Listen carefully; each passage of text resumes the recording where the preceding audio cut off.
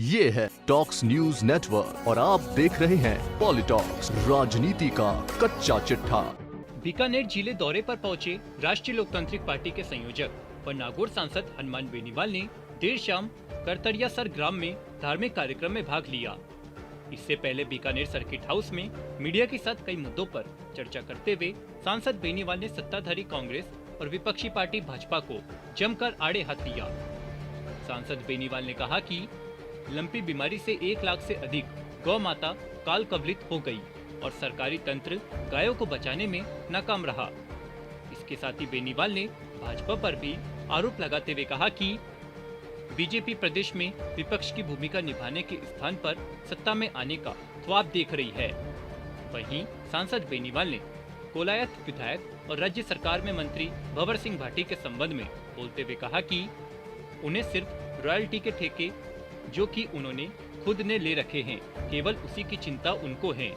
यही नहीं, इसके साथ ही बीकानेर संभाग से सरकार में प्रतिनिधित्व कर रहे विधायकों और कांग्रेस नेता पर बड़ा आरोप लगाते हुए बेनीवाल ने कहा कि बीकानेर से 7 लोग सरकार में मंत्री है, लेकिन उसके बावजूद वो रॉयल्टी और ठेकेदारों की कामों में व्यस्त थे और जनता की भलाई या जिले के विकास में उनका कोई लेना देना नहीं है।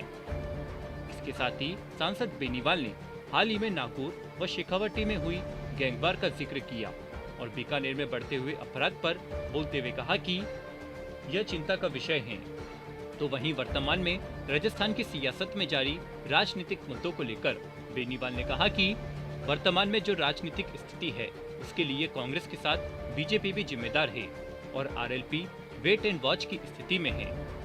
आरएलपी सुप्रीमो बेनीवाल ने यह भी कहा कि वर्तमान हालातों में यदि फ्लोर टेस्ट की नौबत आती है तो उस समय निर्णय लेंगे कि क्या करेंगे, मगर वर्तमान में हम किसी भी कांग्रेसी नेता के साथ नहीं हैं। इसके साथ ही बेनीवाल ने एक बार फिर प्रदेश में वर्षों से जारी वसुंधरा गहलोत के आपसी गठजोड़ को लेकर अपने पुराने बयानों को भी दोहराया। पत्रकारों से बात करते हुए बेनीवाल ने आगे कहा कि 2023 में आरएलपी मजबूती से सभी विधानसभा सीटों पर चुनाव लड़ेगी। बेनीवाल ने कहा, किसानों के लिए मैंने केंद्र में सत्ता का साथ छोड़ा और सेना में संविदा भर्ती के नाम पर लाई गई अग्निपथ योजना के विरोध में सड़क से सदन तक युवाओं के हित में पुरजोर रूप से आवाज उठाई।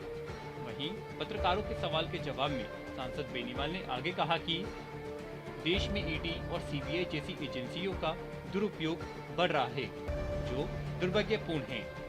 पॉलिटॉक्स ब्यूरो, जयपुर। ये है टॉक्स न्यूज नेटवर्क और आप देख रहे हैं पॉलिटॉक्स, राजनीति का कच्चा चिट्ठा।